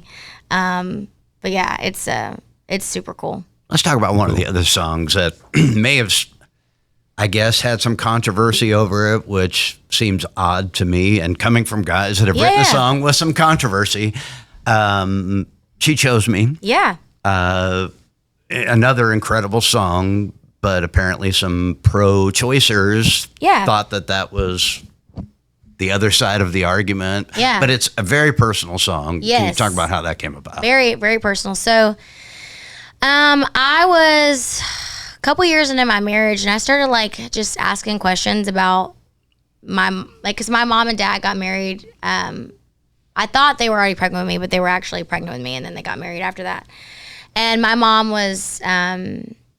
married for 12 years. Her and her husband were in a split, and then that's when she got pregnant with me with my dad. And my mom, she, like I said, she had 4 kids with her first husband, and when she found out she was pregnant with me, she was just I just don't know if I can have this kid with this guy that I'm not in love with, which logically makes sense. And she, set the appointment to have an abortion. And not a lot of people knew that she was pregnant except her husband at the time. I think maybe my dad did, and then one other, maybe my aunt, her sister. And so when she was headed there, one of her friends had a dream that she was pregnant and called her and was like, "Hey, are you carrying a child?" And she was like, "Yeah." And she's like, "Well, I don't know what you're about to do, but I just want you to know that, like, that child's gonna be the light of your life, and she's gonna change." Like, I don't even know if she said she, but if you do this, you will never, there'll be a day that won't go by that you won't think about that child. And so my mom decided not to have an abortion, and she decided to keep me. And, but I didn't find this out till like I was in my mid-20s. And, I don't know, I've always been somebody that's been pro-life.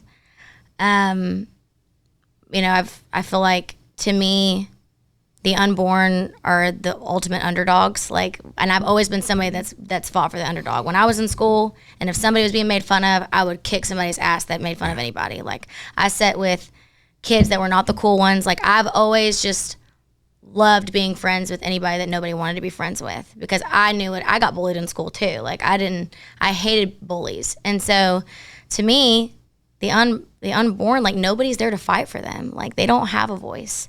And so when I found out that, like, when I found this out, this part of my story, I was like, shit, you're telling me I almost didn't exist? Like, you're telling me that, like, Josh almost didn't have a wife, Daisy almost didn't have a mom? Like, I just started getting, like, I saw the true realization of what life means, and you're taking somebody's choice away from them of life. And listen, I can get along with anybody. I can talk to anybody. I love hearing people's stories.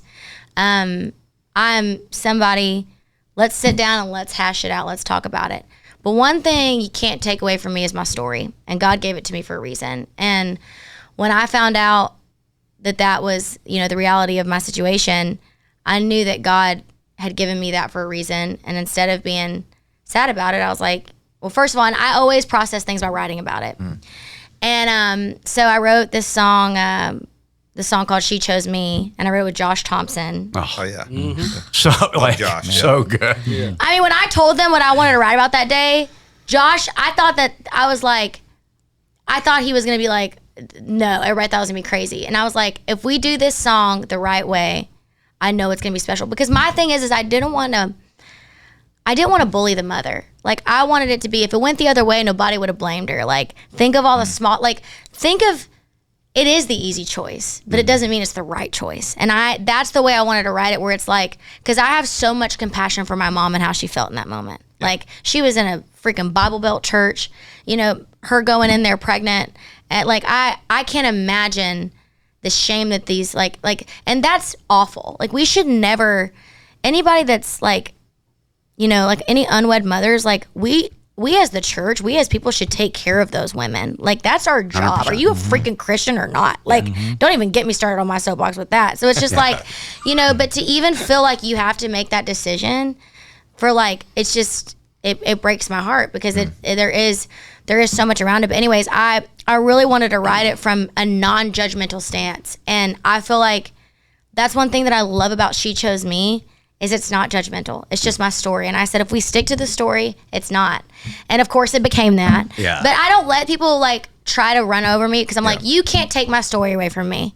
This is my life. I lived it. This is my song. I lived it. And so I teased it on social media, and I almost didn't put it on my record. And this is like where Jesus comes in. He always comes in. But I didn't want to put it out because I didn't want it to be controversial. And I had 3 dreams every night. I was picking songs for my record, and I was talking to my manager, and I was like going through my singles or my songs, and She Chose Me was always a song that I said to This her. Was in your dreams? In my dream. And I had it the first night, and I was like, all right, whatever you're saying, God, I'm not putting it on my record, whatever. Second time I had it, third time I had the same exact dream 3 times in a row. Wow. And I was like, all right, God, I'm not going to not listen to you. Like, whatever.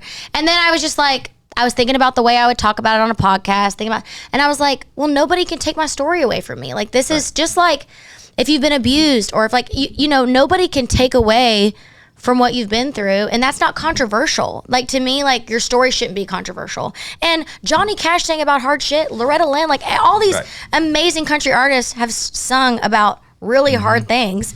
And I sung about Love Triangle was my song. So I was like, God has equipped me for this. And so anyways, I put it on the record, and I was pregnant at the time when my record Baytown came out. Wow. And it was my first independent release. And so right when the song came out, over 250,000 videos were made within a week on TikTok and Instagram of women telling their stories and people choosing life. And my favorite ones were kids that have been adopted, like, and it just and them just thanking their adoptive parents for their biological parents for choosing to like give them life, and then them giving them in the hands of people that want. Give them a like, think chance. about how many. Like, I know 4 couples right now that would give anything to be a parent. And it's like, so there's definitely a space for it, but it just, that song, and that's why I always say, like, whatever your truth is, like, and I hate when people say that's my truth, but like, whatever, like, you've gone through, write about it, because it will connect to somebody.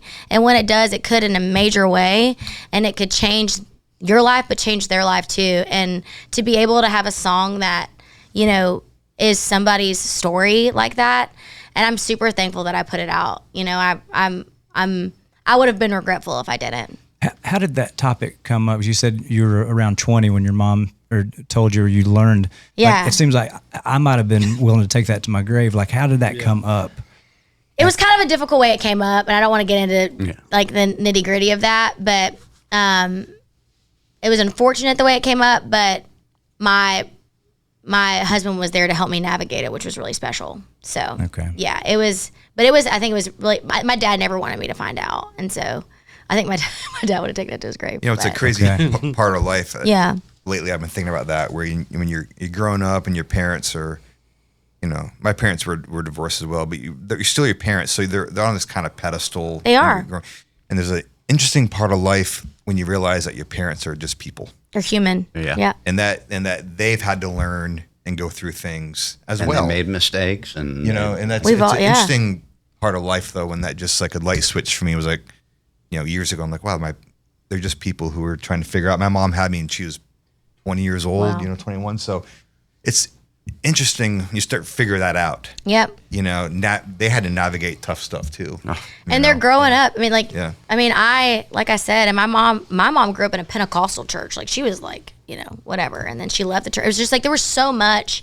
And my dad was recently saved. And like, it's just, my dad owns his own tire company. He's owned his own tire company since he was 23. My dad is epic. He's from Louisiana. He's coon-ass. He's awesome. But like, you know, it's just like, they grew up just in such a different time, and like, they were just figuring it out too. And, but yeah, I've had so many amazing fans that have like talked about that song, and I got to go to Mar-a-Lago, and I was, presented with Most Influential Mother of the Year by Mothers of America, which was amazing. So crazy, to be in a room full of women that, you know, have fought for life, and I've gotten to do some things with live action, so it really opened a lot of doors for me in that field too, which was really cool. So we're super proud of you. I mean, thank you. It's seriously the strength. Thank you. That's incredible. Let's kind of wrap it up with this. Yeah. Current single is Heaven is a Honky Tonk, yes. right? Let's talk about that so people can be aware of it. So Heaven is a Honky Tonk is my new single, and I'm about to release a song in like 2 weeks. I think it's the night. Wait, what's Bridgestone? We're playing August like 7th or 8th. So this song comes out the 8th. Okay. And it's Long Live Country Music, which is the title of my project. And I mean, I'm just super excited. We're going to figure out which one's going to go to radio. We haven't decided yet. Okay. I'm just like letting the Lord lead and like figuring out kind of, what do they say? Let's see what raises its hand. But I guess we're seeing which one raises its hand or its leg. I don't know. But I love Long Live. I mean, Long Live has been, Heaven is a Honky Tonk is badass. I mean, it's great. Yeah. But to me, it was always like the bridge to really what this project is. Mm-hmm. And Long Live Country Music is just like, you know, punching you in the face. I'm here to stay. I will kick your ass. It's so good. Like the bridges, I walk that line like Johnny, but I'll do it looking like Dolly. Like it's just like, you know, it's a really fun song. But I'm super excited about this music. I feel like it's the perfect mix of, you know, my spunkiness, but also like I feel like with all my music, there's been this edge to my voice that's always been maybe tuned out a little bit and overproduced. And I think one thing that Aaron, I mean, by the way, I love all the music that I've done, but when I listen to this music, I have so much rasp in my voice that didn't get left behind, and I love that. And it's like, you know, it's so hard to carve out your own lane, and so I feel like this next project is really special because it's really country, but it's really rock and really fun, and I'm just really freaking proud of it, and I can't wait for the fans to hear it. And but it still has that heart. I think we're gonna have one ballad on the whole project, which is hilarious. Wow. I was just sick of writing sad songs. I was like, I'm not a sad person. I'm just like, you know. But like, we might have one more. But if I do anything, I'd like to recut Love Triangle with like another artist or something like that. I think that giving it another perspective would be kind of cool. But yeah, I'm really excited about it. It's gonna be cool, and I'm putting out a Christmas project later this year, and but I have a lot of faith in Long Live Country Music in this record. I think it's gonna do really well, and Aaron Gillespie is a badass, and we all got to write soon. Hopefully you guys want to write with me, and if not, we will not talk again. Since you've been here, I got like 5 titles. Yeah, I am. I'm a walking title. I may let you in on them. I don't know. I'm a walking like title. Literally, there's no telling what the hell I'm gonna say. Like my Aaron always just keeping his phone out when I'm around. Yeah. You know? Yeah, we were hoping that, like when you said earlier, like the people that wrote with you, you know, back in the day, and then they didn't write with you, and they waited until I'm not one of those guys. Well, you're not, because I'm meeting you now. Right. Like, so that's what I was hoping. So if we Let the never record had written show. with you at all, then that's still new. dude, okay, right? listen. I hope you want to write. Okay, like let's do it. We've already talked about it. What's your for sure. What's your football team? So it's Tennessee. Yes. Tennessee, and it was LSU because of my dad, but when I got married to my husband. Touch the jersey behind you, please. Just touch the Peyton Manning jersey.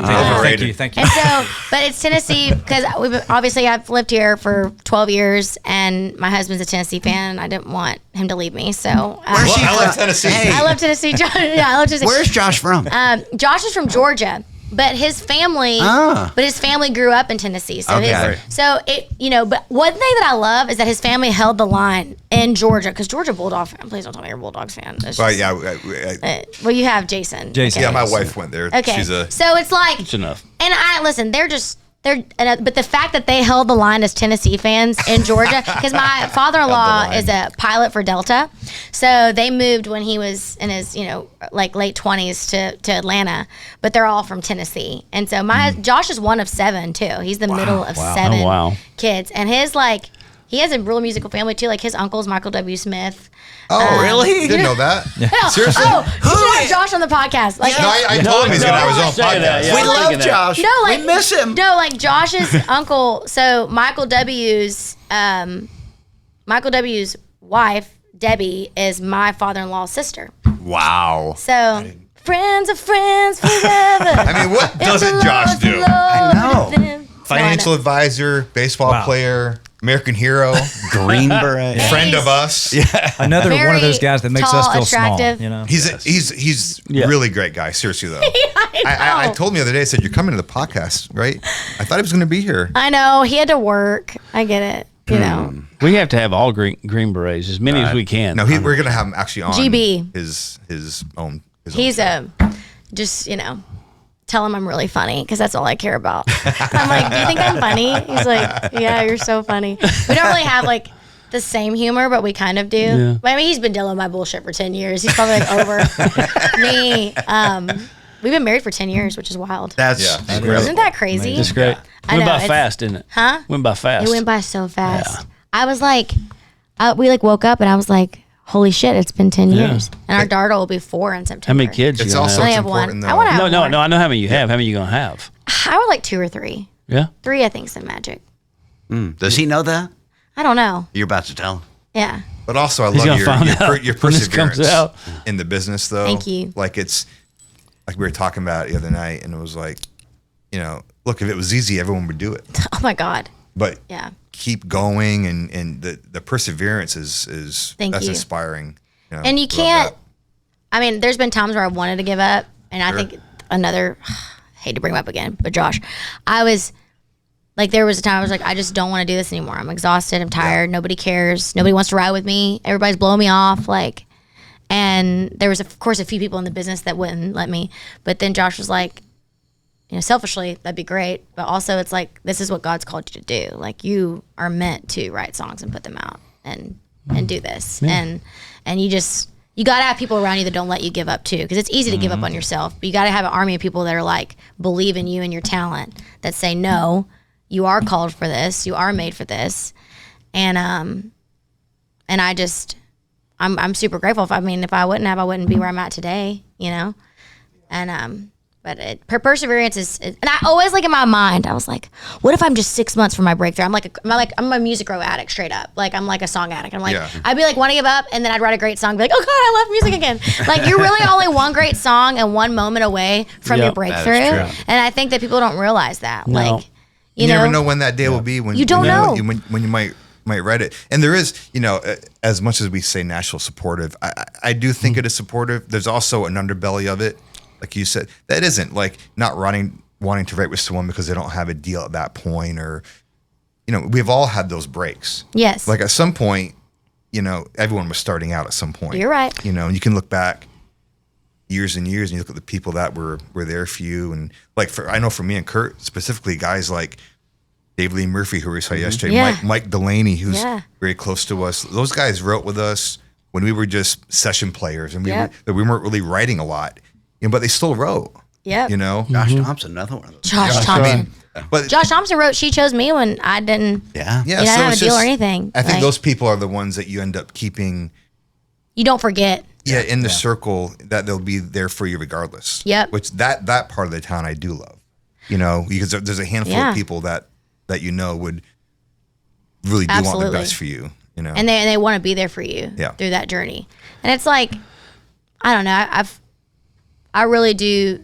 I'm so grateful because I can look and I see also the genuine friendships you have. And I want to know who has my back through thick and thin. And then especially, like, I mean, I feel like the last couple years have been kind of crazy with the industry, and like being nervous to tiptoe around and say this, or it's like, no, it's like, y'all, like, we're all going to do what we want to do. We're all going to put out what we want to put out. We're going to say what we want to say, and we all support each other. Like, you know, and if you don't, that's fine. And I think people are really coming into their own, which is cool.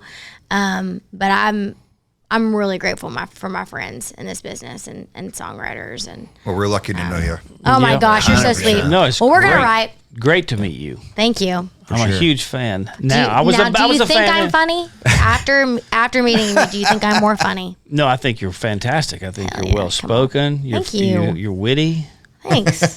Wow. I can't wait to talk through these titles, man. Like, see what kind of songs you write. Right?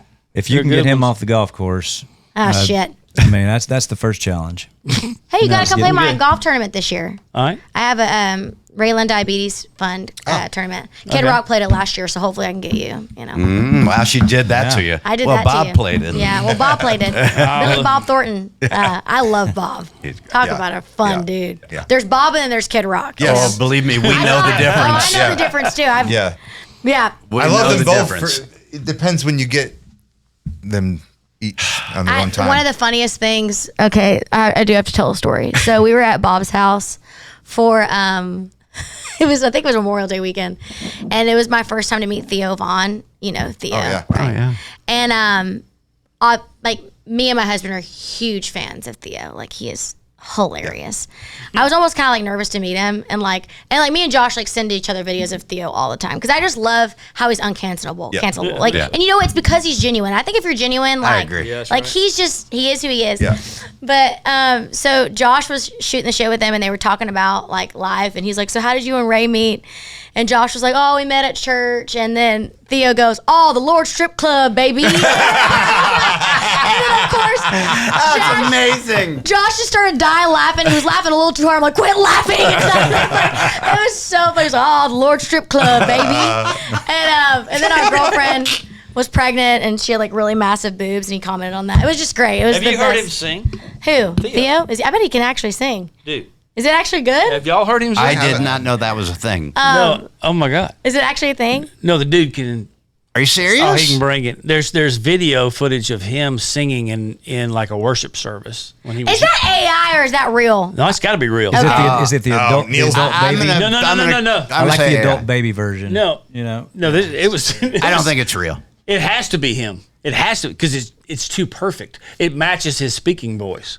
Fake news. Fake news. Fake news, baby. Hey, I bought it. If it's fake, then but anyways, that was one of my most favorite moments ever. Like, it was hilarious. Yeah, it was funny. It was funny. God. But like these guys says, we're fans, we're friends. Dude, thank love you. I appreciate y'all. We're gonna have a fun in a summer. couple days. I know. Yeah, we'll see you. Playing Watershed. That'll be fun. Watershed's great. Watershed's great. I haven't played it since 2018. Hey, any Brian O'Connell, who's our brother and who's heads up Live Nation Country Division, his festivals. Best. Did I tell you my Brian O'Connell story? Do it. Oh yeah, I mean, go ahead. No. Did we tell you? Yeah. First of all, Brian is, he's a badass, but he is a sweetheart too. Oh yeah. And I'll never forget, I was on tour with Miranda, and I have type 1 diabetes. I was talking about my diabetes foundation earlier, but we were in a van. We were doing the van thing. We wanted to afford a bus that year, but we couldn't afford it. Obviously, I was like making nothing. And so, and we couldn't get a sponsor because nobody did sponsors back then. And so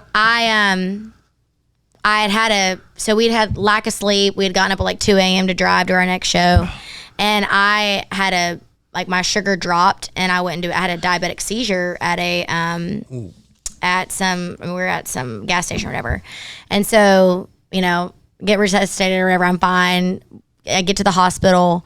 Ended up making it to the show and played the show with Miranda that night. I was like, I'm wild. We did it. But my first manager was a woman named Carrie Hansen. She managed the Judds, and then Winona Judd. She did all her career. And she was my manager for about 8 years before I went with Kevin. And we parted ways in the most beautiful way. It was just, she wanted to do other things. She wanted to get out of the business. But Carrie worked for Brian in Chicago, and he used to call her Lou, and because he met her at Bar Louie when she was a bartender at Bar Bluey, and she would like organize tickets or whatever. But so he goes up to Carrie, and he's like, Lou, like, what do we got to do? Like, what happened today? And she was talking about just kind of like what happened and me having type 1 diabetes. And the biggest thing with diabetes is hydration and sleep. And it's like, you just can't mess with those two things. And so she was like, we're just gonna have to bite the bullet and get a bus, and we'll figure it out. We're just gonna go in the red, but Ray has to be like, we have to figure this out. And he's like, well, how much do you need? And she's like, I think we need about 40,000. And he's like, okay.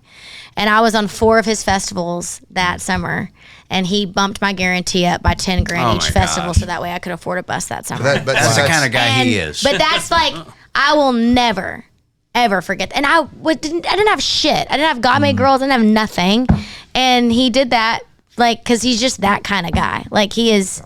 And then when I said that to him, I was telling that story a couple weeks ago, he goes, oh, I did that. I was like, shut up. You're the best guy. But he is just, he is salt of the earth. He really is. He's taking care of, obviously, Jason and us personally as well. I don't know, man. Me and Wendell opened for Rascal Flatts one tour. Wendell Mobley? Yeah. I love that guy. We opened for, and Brian gave us McDonald's gift cards at the end of the tour.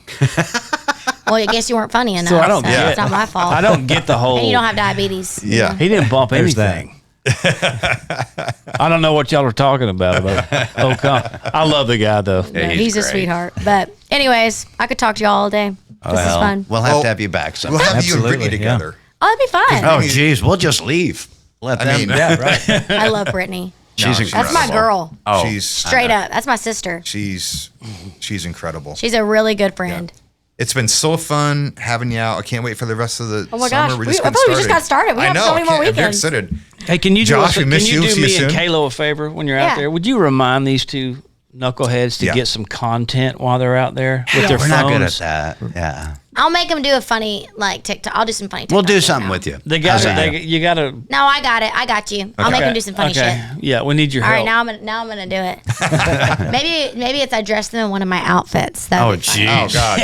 You can anything. The unicorn thing. I read about the unicorn thing. I used to be. Yeah. You had the bet because you might be able to help us real quick before you go because we have a little bit of a bet. Can you tell the unicorn thing like why you did that? You dressed as a unicorn and. I was just really into unicorns for a second. I thought they were magical, And are they not? I mean, they are magical. Some kind of contest. If something happened. When I hit 100K on Instagram, yes, I would run around Music Row in a unicorn onesie, and I did. Okay, cool. Okay. Now you're tying it in. I see. Yeah, I ended up getting a horse, but every once in a while I'll draw a horn on him. That's really cool. Well, because Tully had said when we get to 1 million, he wanted us to get to 1 million followers. We all have to. If you get to 1 million, I'm not doing the unicorn thing. Yes, you are. No, I'm not. It's demonic as shit. I'm not doing that. It's demonic. What about a unicorn's demonic? No horse has a horn growing out of his face. It just doesn't happen. Stop being Neil. Listen, I will say when things are demonic, and I think you're a little crazy. Right No, now. I'm not doing it. Mickey Mouse isn't real either, but he's entertaining. I'll get a tattoo. If Kurt gets a tattoo, I'll do a tattoo. And if we get that, I think that's a good one. Just a tattoo's fun. It's not tattoo. I have I got this tattoo 6 tequila shots in at Hardy's wedding. So that's what I love. Wow. Yeah. Now that's a story. That's a memory. I mean, I was, and I remember when I was. It's a memory you can't remember. Yeah. Yeah, I was driving back. I was like, and then I actually talked to the tattoo artist. I saw him. He was actually at the Jason. He was at the first Jason show. Oh, he was with us. He was with Nate Smith. Oh, thanks for saying hi. And I was like, who? Hardy. Oh, no, Hardy wasn't. He was a tattoo artist. Okay. And I said, he goes, I gave you that tattoo. Sorry, I Hardy. said, why did you give me this when I was so intoxicated? Like, is that a thing? Like, I was like, aren't you not supposed to drink? He's like, well, I mean, it's a wedding. And I was like, no, I mean, I love it. Thank God I love it. Because some people don't like tattoos that they get. And I remember I was like, that hurt. And I was like driving home. Josh was like, yeah, it's real. And I was like, it was so funny. We could talk forever. Okay. We'll do a part 2. Part 2. We will. Yeah. We love you, After the tour. Yeah. Love stories. Love you. Thanks for love coming you. Thank on. you for having us. Thank you. Woo! Okay. How was that for an episode? RaeLynn bringing it. She's amazing. See, that's what I mean. Like, I feel good about female artists now. We got Mary Cutter, we got 100%. RaeLynn. It's like they got some edge to them. RaeLynn's killing it out there. I mean, she's killing it. She's her own person. She doesn't give a shit about what people say about her. She's just who she is, unapologetic, genuine. That's what a female country artist should be doing. Yeah, and she's not waiting on anybody to make it happen for her. She's just doing it. And it's really awesome. Yeah, that's right. And the way she talks about her husband and how much she loves that guy. Yeah. And how I can see why we love him. I would say just a few things that we learned about him did make us feel a little small, but we do have a podcast. Sure, he's a Green Beret, but we got a podcast. We're not making any money, but we're thankful to have her out there. She's killing it. Like I know both of us gone out and seen her show. I mean, she delivers, and the crowd reacts to her. Yeah. And I think everybody should pay attention. She's got new music coming out. Just make sure you're aware of that because she's one of those people that you definitely need to follow. Yeah, for sure. Yeah, she's a true artist. Oh my gosh, right? And it doesn't even matter to me. Like I know it does matter, but has she had like a ton of chart success to this point? She's had some, but not as much as she deserves. But she is a true artist. Yeah, you know what? And what I thought was cool about her, she's so passionate about songwriting, which is it's our passion. Right? And to listen to her talk about her passion for songwriting, she's getting it. It's such a young age, and the work ethic. Yeah, that's the thing. It hasn't been. I think that's what I know for a fact. Young artists today. It's different now with streaming because you can find yourself on a tour because you have big streaming numbers, but may have never really played live shows. Yeah. So we all grew up playing clubs and bars and working way up. I think the struggle is what makes the success even sweeter. Yeah. So she's really in a good spot. Like every night after the show we talk, and her her headspace is like really, it's great. Like she's in a really good spot in her She life really is. and career. And Yep. so, and I believe she's one of those people that if the artist thing went away, like it did for me, she would keep on writing songs in spite of the artist thing. You're right. Yeah. She wouldn't bat an eye. She would, because she loves writing songs. She's put it in God's hands too. So she knows that he's got it. You know, and she's grounded, and it's always cool. Like we talk about some of our other guests, is like when you meet them, you're even more of a fan because she's just a real person. How much did she talk about being a mom, a wife, a Christian, you know, and then and I'm a singer also, you know, and an artist and everything. So it's just cool that she just connects at a real level, and you could just see it in her face, and she was great. That was inspiring. It was really cool. Good get. It was a great Good episode. Get, guys. She's fantastic. Believe me, we were excited to be able to have her on. So that I guess it was Michigan. There's a Walmart in Michigan. Did y'all hear this story? Yes. It happened this weekend. So this is Monday. So either Saturday, I think, and this crazed guy went in. I think stabbed 11 people. You know, I don't think anybody died, but a civilian who was carrying, you know, packing. Stopped the guy, you know, ran him down the parking lot and kept anybody from getting killed, you know, and for me, I was sitting there thinking that's the whole message of the song that Aldine, you know, try that in a small town. You're taking care of people. And anyway, I just thought that was great because for all the tragedies that you see, not that being stabbed is a small thing, but they're alive. You know, because somebody was there. See, this is crazy. I didn't even hear about that. And you would think that should get national news. Well, and of course they tried to turn it around on the guy that kind of saved everybody. Oh, sure. And I haven't heard much. It was so new. I don't know what's happened. Hopefully nobody did die after I heard that. But I thought it was cool that somebody did step in and until the authorities got there. There is nothing more patriotic than good people packing. Yeah. Nothing. Yeah. More patriotic than that. Made me save lives. No doubt about it. Absolutely. When you have a sane person that's packing.